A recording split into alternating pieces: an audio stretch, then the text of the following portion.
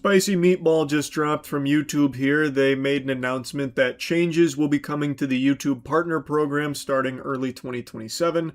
The Partner Program on YouTube is how channels earn money through the platform.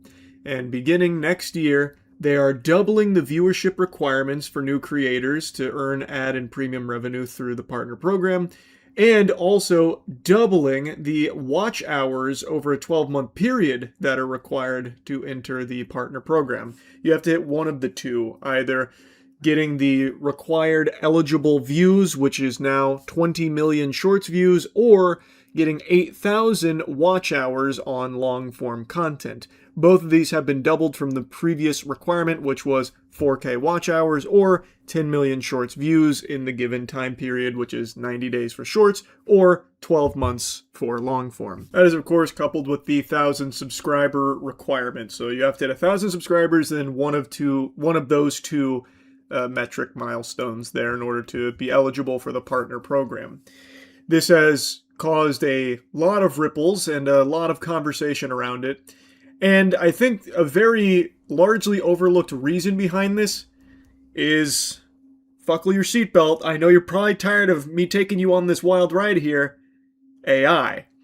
YouTube is experiencing a flood, really a fucking pandemic, a plague of AI slop that is just truly infecting the platform with STDs, the likes of which you could never even fathom. And it is completely contaminated shorts. It is also really going hog wild on long form too. And none of it's real. And they have been farming the partner program for every doubloon they could possibly hit out of it, like fucking Mario jumping into a coin block. And the AI slop sometimes gets taken down, not always. The YouTube methodology for identifying these channels is not ideal. I just covered the Kurt Sagat stuff like 2 days ago now. But these AI channels are infinitely springing up because they take actually seconds to make. And they are hitting these milestones, the previous milestones, very quickly. Obviously, inorganically, not authentically, and a lot of times it is just fraudulent. But they have been able to squeeze a lot of money from the YouTube Partner Program, and I imagine that's played a pretty big role in YouTube now upping the requirements to hopefully combat that. But in doing so, with this helicopter dicking of the requirements here, they are also cock-slapping all of the very real people who are trying to grind to reach the milestones to be eligible for the partnership program, and this makes it significantly more difficult. It has doubled, which is very, very hard for channels that are just beginning. And there's quite a bit I want to blabber about there, because maybe this does have like a positive effect on stopping so many of these AI slop factories from springing up all over the place, because the requirements are much heftier. So maybe this does prove to be a valuable weapon against this menace here, this pariah. I doubt it'll be like Excalibur fully defeating it, because they can obviously just keep pumping out endless amounts here and eventually claw their way to the requirements for the partnership program to make money off it. But maybe it takes them too long. YouTube finds out and, smites them. I guess that's possible too, though I find it unlikely. But I also think this pushes normal people that are trying to pursue a YouTube channel and try and make it to the partnership program, reaching these milestones. I think it's kind of nudging them, shoving them down the path of considering AI slop as well as like a supplement to the content they're making. So that way they can continue to like churn out content to eventually, hopefully, breach the threshold that's required now, because it's significantly less likely if you have like 3 or 4 videos that you spend a lot of time on and maybe one pops off, like getting maybe 2 million views in shorts here.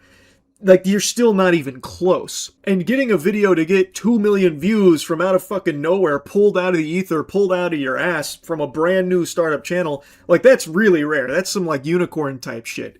But even if that does happen, you're still not even like scratching at the nipple there on the titty to start suckling from the partnership program. 20 million shorts views in 90 days, that's not easy. That's pretty cutthroat. So I think creators will feel incentivized to start using AI as well and adding that to their channel in order to keep churning out tons of videos and hope that some of them start to pop off. But even if they don't, the volume of those like lesser view videos may eventually help them grind out the milestones required to reach the threshold. So I do think that this will have an adverse effect of leading to even more AI content from normal people trying to reach this requirement. I also think that this will stifle a lot of new channels who want to go on like creative endeavors with content, because making, creative or specific niche content for a channel is kind of a death sentence here. It's very unlikely you're going to hit these milestones with something that is specific to a niche that you're interested in or like a topic that you're interested in.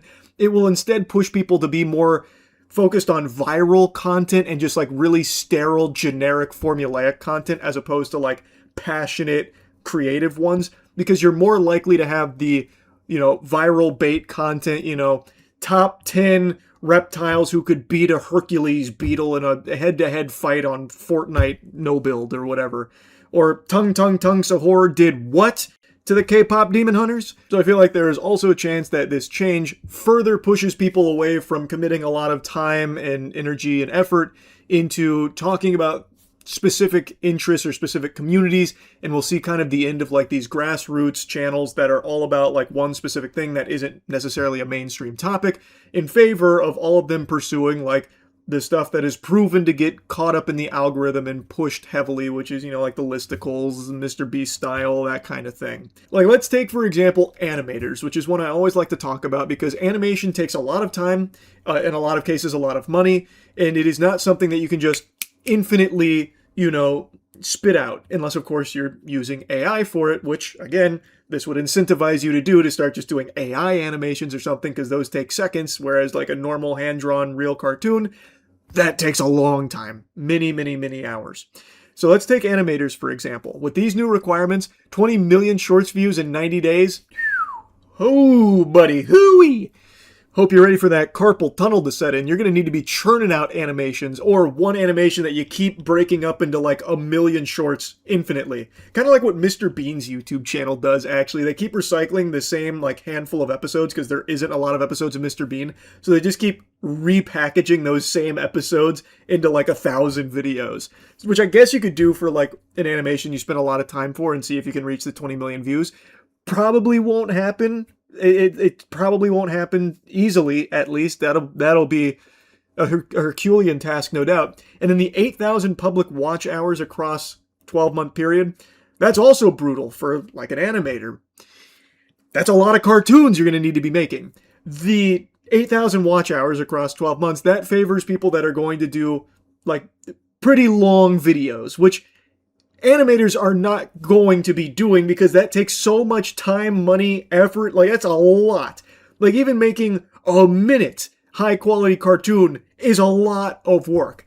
And if you're going to try and like make the 8,000 watch hours, you're going to need to be doing a lot of those like minute long cartoons, or you could prioritize doing like really like cheap and quick animation, like story time type animation where it's only a couple of shots and only a little bit of like movement and such, in order to prioritize getting a lot of those animations out, and maybe even trying to go for like longer animation runtime there to reach the watch hours. But no matter how you spin it, it's a lot. So the point I'm making is that these new requirements are very steep, and I think that this is going to scare a lot of people off from even trying to make, very specific content or animations. Like, I do think it's going to push people towards just doing the standard viral content, or even utilizing AI slop themselves to try and grind out these milestones.